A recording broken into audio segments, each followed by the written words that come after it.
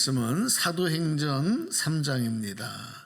신약성경 사도행전 3장 1절에서 10절까지 말씀입니다.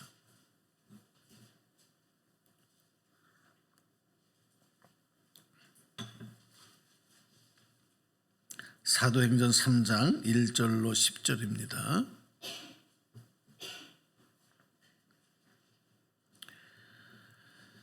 자, 오늘 말씀을 받들어 봉독해 드립니다. 제9시 기도 시간에 베드로와 요한이 성전에 올라갈새 나면서 못 걷게 된 이를 사람들이 메고 오니 이는 성전에 들어가는 사람들에게 구걸을 하기 위하여 날마다 미문이라는 성전문에 두는 자라.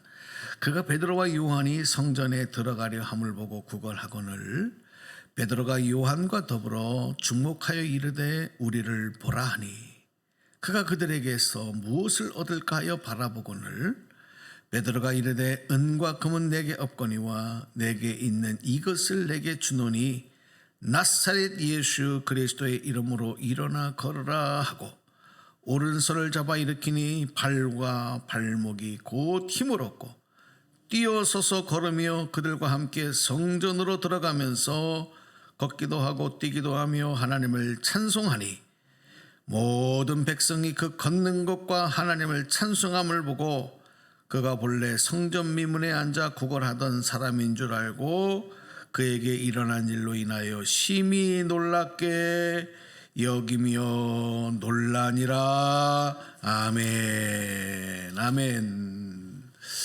할렐루야. 예, 할렐루야. 예. 오늘 말씀을 통해서 새 힘 얻고 예수님의 생명이, 예수님의 능력이 여러분을 다시 일으키시는 역사에 있기를 축복합니다. 축복합니다. 예. 오늘 이 말씀은 이제 조금 뒤에 또 우리 지방의 우리 설교, 개회 설교에 또 그곳에서도 전할 말씀이기도 한데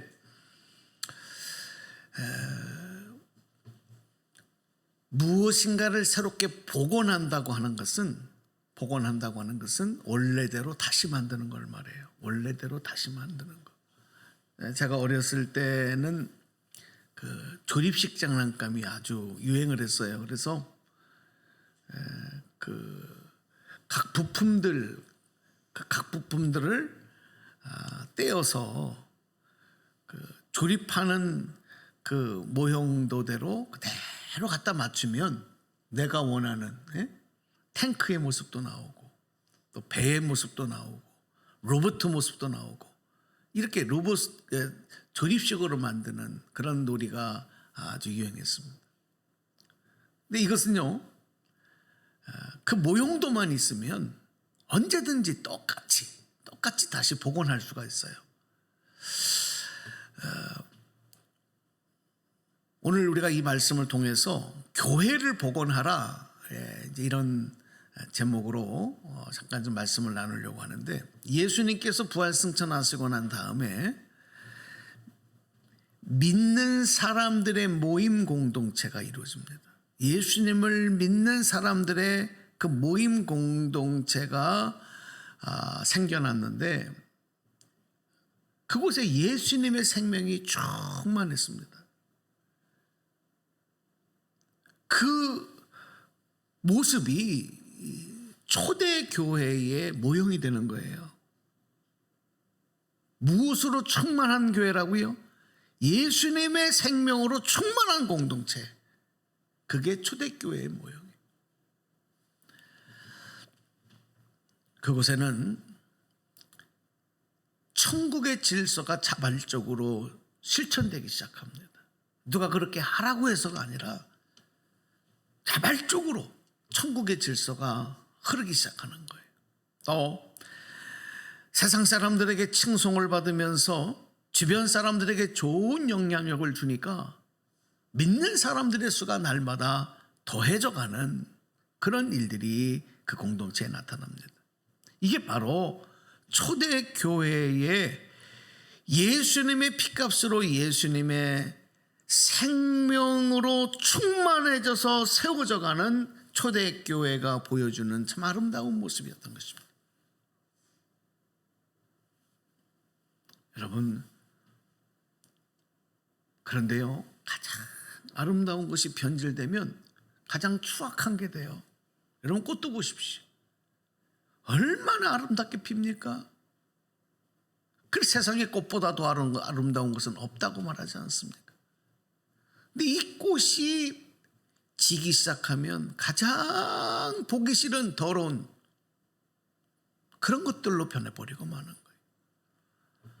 이와 마찬가지로 세상의 빛과 소금의 사명을 감당하지 못하고 점점 변질되어 가던 교회는 오늘날에 이르러서는 세상 사람들에게 비호감의 공동체가 됐어요.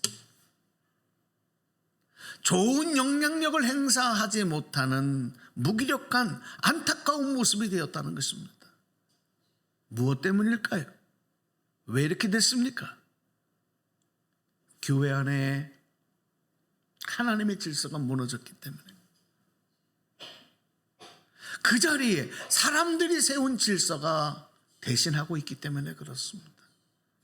그런데 안타까운 건요, 이거를 인식을 잘 못해요. 그냥 다 좋다, 괜찮다 그러면서 가는 거예요. 한번 저를 따라서 해주시기 바랍니다. 하나님은 질서의 하나님이다. 하나님은 질서의 하나님이십니다. 믿으십니까? 하나님은 질서의 하나님이에요. 자, 창조주 하나님께서 천지창조를 통해서 행하신 일들, 혼돈과 공허와 흑암이 가득했던 세상, 이 무질서한 세상에 질서를 세우시고 말씀으로 피조물들을 만드시지 않습니까? 그리고 그것들을 하나님이 정하신 생명의 질서 아래에 살아가며 존재하게 하셨어요. 생명의 질서 안에서 살아갈 때 그것이 행복이고 그것이 기쁨이 되게 하셨다는 거예요. 그러면 이 하나님의 질서에서 벗어나는 것, 이게 뭐냐? 이게 죄예요. 이게 죄입니다. 에덴 동산에서 아담과 하와가 동산 중앙에 있는 선과 악을 알게 하는 나무의 열매를 따먹은 것은 하나님의 질서를 무시하고 훼손하는 행동이었어요. 그런데도 끝까지 자기의 행동, 자기가 한 일을 합리화하려고 했고 핑계를 댔고 회개하지 않습니다. 성경 보십시오. 회개하지 않습니다. 그러다가 쫓겨납니다. 그렇게 해서 펼쳐진 세상, 그렇게 해서 발전해 나간 인류의 역사는 하나님의 창조 질서가 무너진 채 인간들이 세운 질서 위에 세워진, 그래서 마치 바벨탑 같은 모습이 되고 말았다는 거예요. 오늘 우리가 사는 세상, 문화, 하나님의 질서를 잃어버린 곳은 바벨탑과 같은 모습이에요. 아무리 높아도, 아무리 화려해도.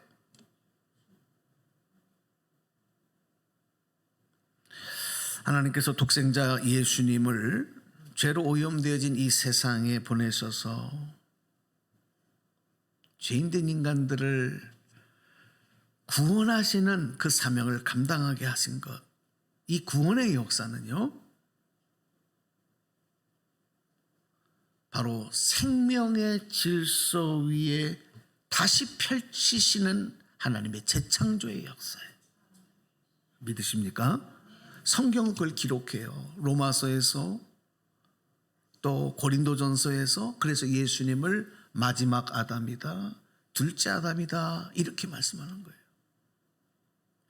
2000년 전에 예수님께서 이 땅에 오셔서 펼쳐진 구원의 역사는 또 다른 하나님의 재창조의 역사가 펼쳐지게 하시는 시작이고 완성이었다. 그런데 안타깝게도 또다시 그 질서가 무시되고 훼손되고 있지만 그 실상을 우리가 인식하지 못하고 또 말해도 인정하지 않고 괜찮은데 뭐가 잘못됐어? 뭐가 문제야? 이렇게 우리가 대처하고 살고 있다는 겁니다. 그렇게 교회가 세워져 가고 있고 신앙생활하고 있는 성도들의 모습이 이런 모습이라는 거예요. 여러분, 우리가 예수님께서 지상명령으로 주신 너희는 사마리아 땅 끝까지 이르러 내 증인이 되라 하신 이 사명, 이 명령을 감당할 수 있는 것도 교회와 성도들이 예수님의 생명으로 채워져서 하나님의 질서 안에 있을 때에만 감당할 수 있는 일인 겁니다. 그러므로 사랑하는 여러분, 우리는 오늘 본문을 통해 주시는 하나님의 말씀을 통해서 주님이 기뻐하시는 교회를 다시 복원하고 우리 안에 예수님의 생명으로 채워가는 역사가 있기를 주님의 이름으로 축복합니다. 축복합니다. 자, 오늘 본문에 보시면 성령 받고 예수님의 생명으로 충만해진 예수님의 제자 베드로가 또 요한이 제9시는 우리 시간으로 말하면 오후 3시예요. 오후 3시. 이때가 되면 유대인들은 성전으로 기도하러 가는 시간이에요. 이분들은 정확하게 그 시간이 되면 기도합니다. 베드로와 요한도 그 시간이 되었을 때 성전으로 기도하러 가기 위해서 성전으로 들어가는 문인 성전 미문이라고 불렸던 그 성전 문을 지나가다가 그 앞에서 벌어진 일을 오늘 본문이 기록하고 있는 거예요.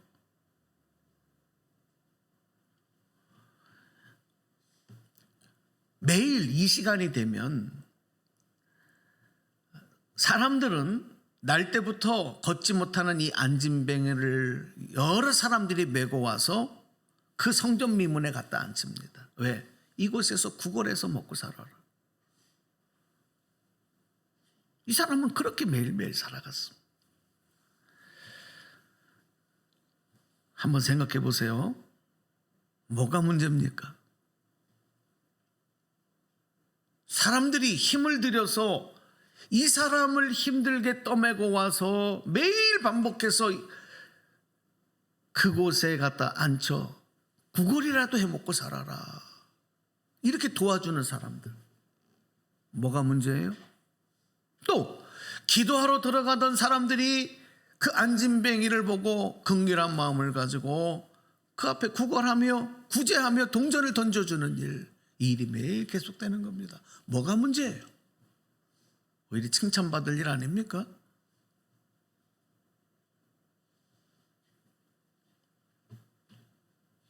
여러분, 그런데 그 당시에 그 성전 문문에 벌어진 이 사건을 통해 우리가 다시 조명해 봐야 될 것은 사람들은 조상 때부터 매일 정한 시간이 되면 성전에 기도하기 들어가는 문, 이 문은 그 문이면 되는 거예요. 또 어떤 사람에게는 구걸해서 살아갈 수 있는 일터, 장소, 그거면 되는 거예요. 그거면 충분한 거예요. 여기에 문제를 제기할 사람이 없어. 그런데 우리가 주목할 것은 이런 모습이 하나님의 질서 안에서 펼쳐지는 모습이 아닌 사람이 세운 질서 가운데 펼쳐지는 모습이다 하는 겁니다. 자, 여러분, 베드로도 요한도 유대인이에요. 그러니까 이 사람들도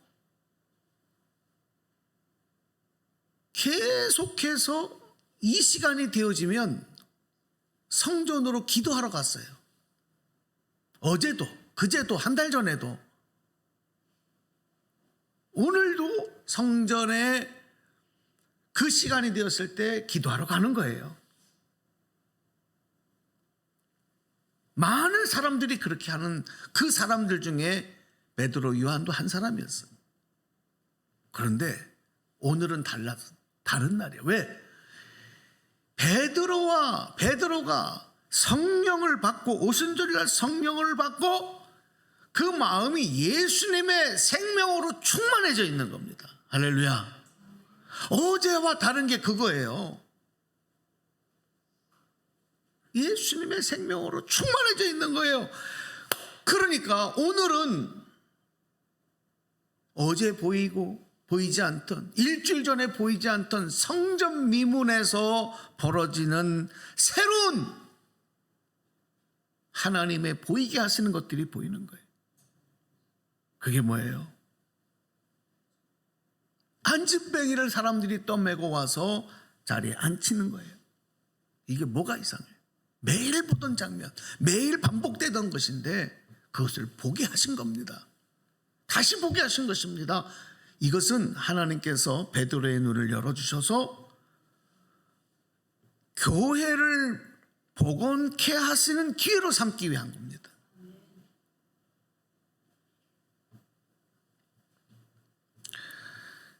그동안에 이 성전은 매일 정한 시간이 되면 기도하는 사람들이 점거하고 또 그들이 기도하는 장소로만 만족했던 공간이었습니다. 그들만의 전유물이었습니다. 성전 밖에서 그 성전 문에서 매일 구걸하며 살아가는 안진뱅이와 같은 사람들은 들어갈 수 없는, 아니 들어갈 기회조차 주어지지 않는 그런 성전이었던 것입니다.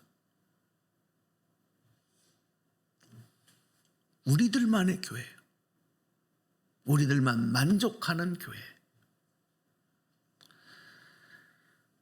성전은 기도하는 곳이어서 그 기능은 감당했고, 성전은 하나님 앞에 제사를 드리는 곳이었기 때문에 그 기능은 감당했지만 그 성전에는 예수님의 생명, 하나님의 질서는 없었다는 겁니다.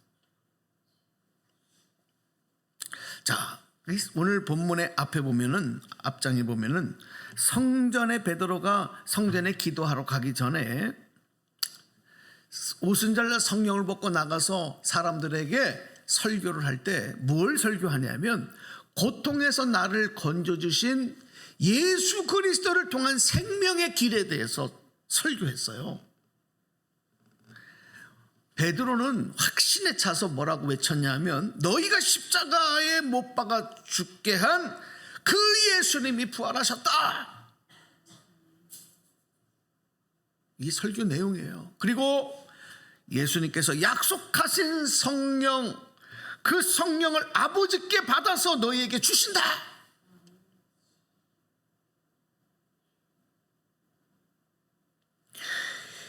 예수님이 죄인을 구원하시는 그리스도시다. 뭐 아멘을 안 하는데 여러분들은 지금 베드로는 이거를 막 확신에 차가지고 막 뜨거운 가슴을 주체할 수가 없어서 목이 터지지. 마이크가 어디 있어요? 예수님이 죄인을 구원하시는 그리스도십니다. 아이고, 아멘도 안 하네. 끝까지 안 해. 끝까지 안 해. 그러므로 여러분, 회개하고 그리스도 예수 이름으로 세례를 받고 죄사함을 받으면 성령을 선물로 받게 됩니다. 예, 이거를 목이 터지라 외칠 때 성경에 기록된 내용을 보니까 이렇게 설교할 때 그날에 3,000명이 회개하고 나와서 세례를 받았다. 할렐루야. 그리고 그들은 예수님의 생명과 사랑으로 그리고 성령으로 충만해져서 일상의 삶에서, 가정에서 주님의 몸을 이루는 삶을 살았을 뿐만이 아니라 날마다, 잘 들으세요, 날마다 마음을 같이하여 성전에 모이기를 힘썼다. 어디에 모이기를요? 성전에 모이기를. 그 성전이 어느 성전이에요? 성전 미문을 통해서 들어가는 바로 그 기도하던 성전이거든요.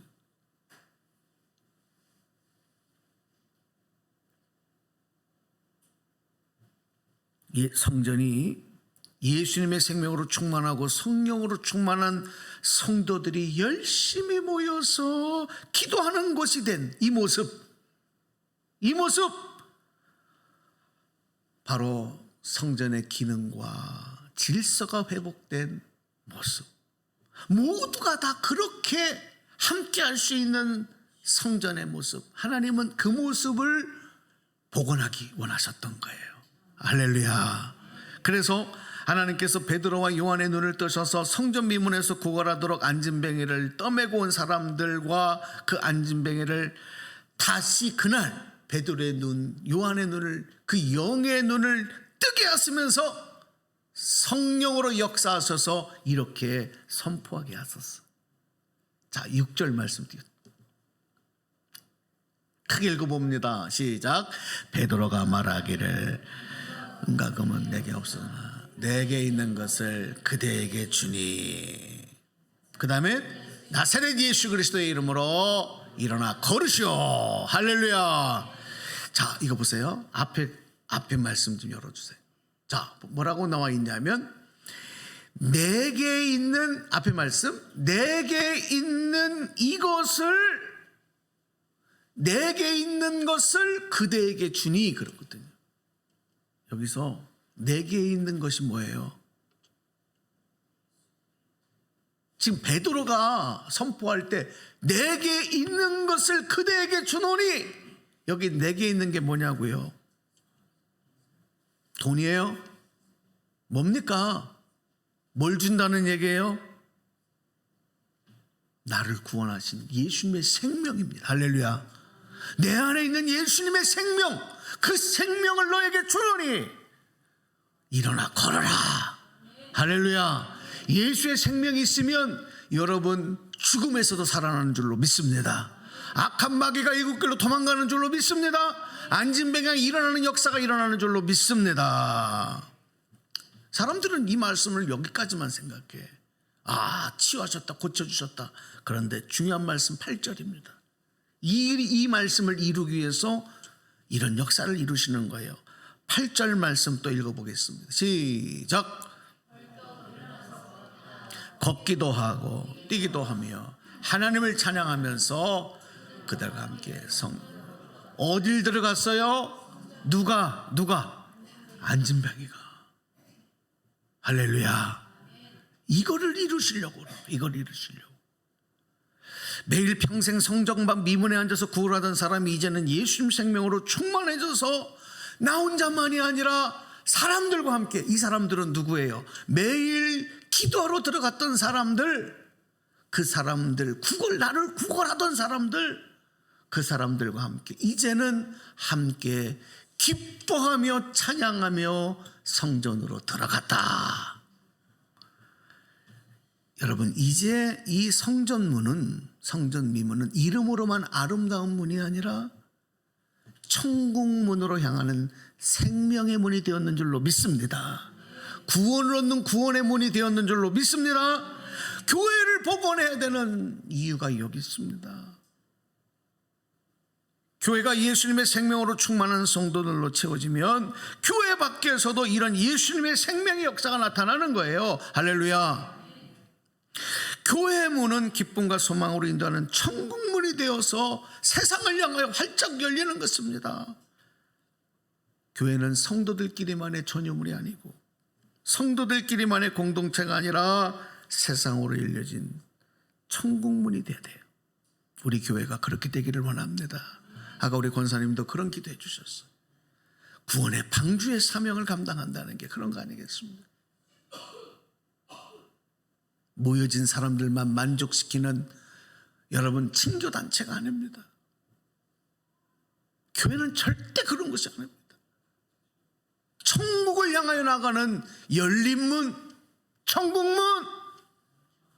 하나님이 우리에게 회복하기를 원하는 교회가 바로 그런 교회인 줄로 믿습니다. 오늘 이 말씀 붙잡고 우리가 더 이상 인간이 정한 인간의 질서 안에서 만족하지 말고 하나님의 질서를 다시 회복하고 그 질서 위에 우리의 신앙이 굳게 서고 교회가 세워져 가고 그래서 하나님 영광을 이룰 수 있는 우리 순종의 재단, 우리 성도들 되시기를 주님의 이름으로 축복합니다.